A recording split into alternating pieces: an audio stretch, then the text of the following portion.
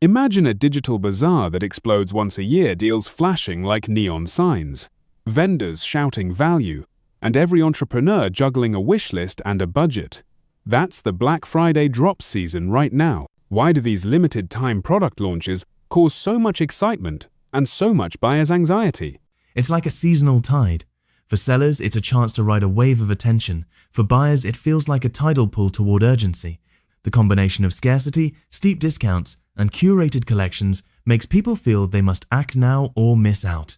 But beneath the spectacle, there are real strategic opportunities, lifetime deals, early access pricing, and bundled tools that can actually move a startup forward if chosen wisely. Let's unpack that. When a product is sold in a drop short, curated, limited run launches, what should a small business owner consider first? Start with fit. Ask whether the tool solves a pressing pain or simply sounds cool. Then check 3 practical things: credibility of the maker, clarity of the offer, is it lifetime, early bird, or a heavy discount on an annual plan, and roadmap transparency. A tool that's a perfect fit but has unclear support or a vague product roadmap can become a sunk cost quickly. Roadmap transparency, that's important. How can someone assess that quickly during a noisy sales period? Look for signals. Does the vendor publish updates or a public roadmap? Is there an active user community, beta testers, or consistent feature releases? Reviews and case studies help, but also examine the team behind the product, their past projects, responsiveness during pre-launch Q&A, and whether they're funded or bootstrapped. Those clues tell you if a lifetime deal truly means long-term support or just a short-term cash grab. And what about lifetime deals? They're everywhere in these drops. Are they always a bargain? Not always. Lifetime deals can be incredible value if the product has low marginal costs and a sustainable business model, but some lifetime deals are essentially contests. The company is trading long-term revenue for fast cash to validate an idea. For buyers, lifetime access equals a single price for an uncertain future. If you plan to deeply integrate a tool into your workflow, weigh the lifetime cost against potential vendor instability and the cost of switching later. That sounds like a classic risk versus reward trade-off. Any rules of thumb to manage that risk? Yes, 3 simple ones. First, buy only tools you'll use in the next 3-6 months. Immediate usage reveals value fast.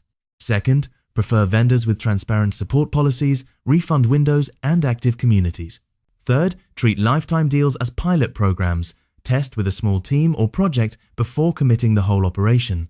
If the tool genuinely reduces time or cost, the lifetime price often looks brilliant in hindsight. AppSumo-style collections curate lots of different categories: marketing, design, automation, analytics. How should listeners prioritize among categories? Prioritization depends on your growth stage. Early founders should prioritize product market fit and revenue-driving tools, landing page builders, conversion optimization, simple CRM, or customer feedback platforms. Growth stage teams may focus on automation, analytics, and team productivity. Agencies might look at client-facing white-label tools and scalable systems. The key is aligning purchases with immediate levers, customer acquisition, conversion, or cost reduction. People often get FOMO, fear of missing out, during these launches. How can someone avoid impulsive purchases while still capitalizing on good deals? Set rules before you shop. Decide a spending cap and a short list of problem areas you want to solve. Use a checklist, need trial, team buy-in, integration plan, worst-case exit strategy. If a tool passes the checklist, it's worth a purchase. If not, it's probably FOMO. Also, compare similar offers. Sometimes the hype hides marginal differences between products. Speaking of trials, many of these drops have limited return policies or no refunds.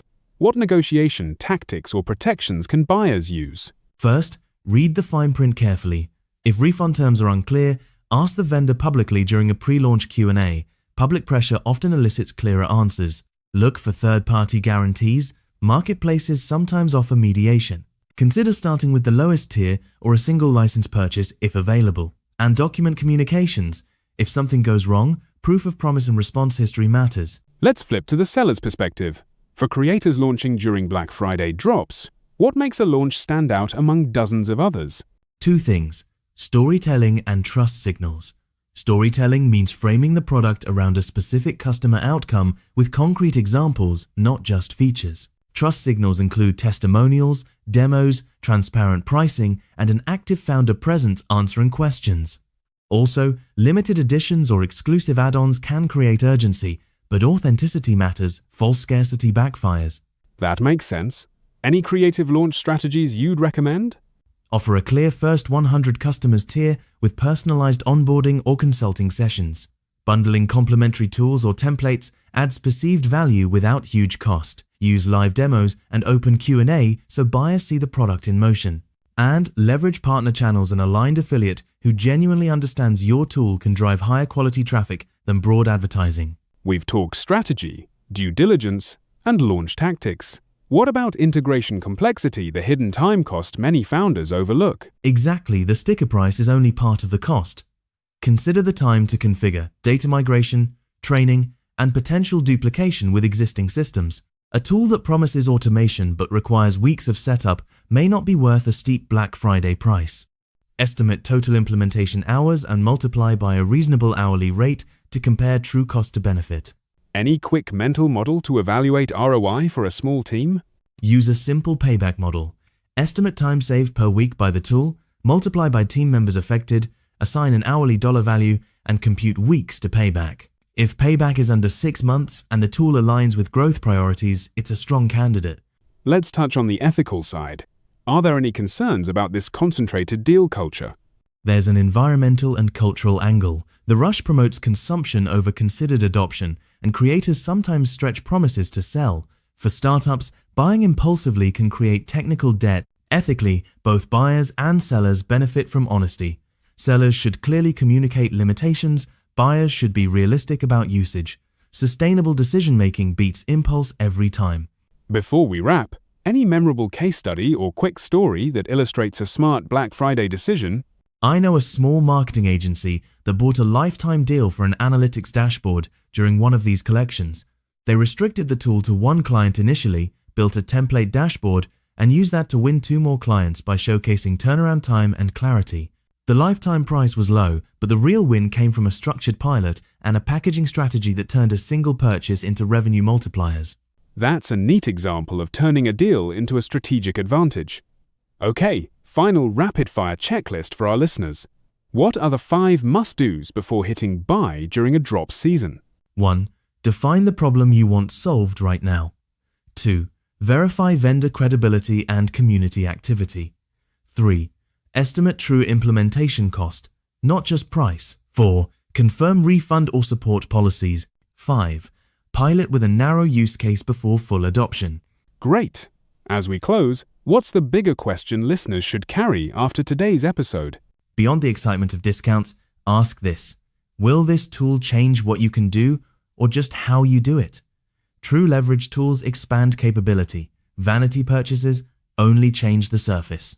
If a product shifts outcomes, faster growth, cleaner operations, better client retention, the deal works. If it merely shuffles your existing tasks, maybe wait. Perfect final thought.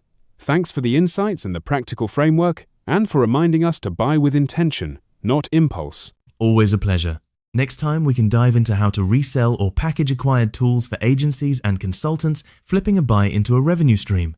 That might be the perfect follow-up for those who collected a few lifetime deals this season. Looking forward to it. For now, take that checklist, breathe, and shop like a strategist, not a siren of sales.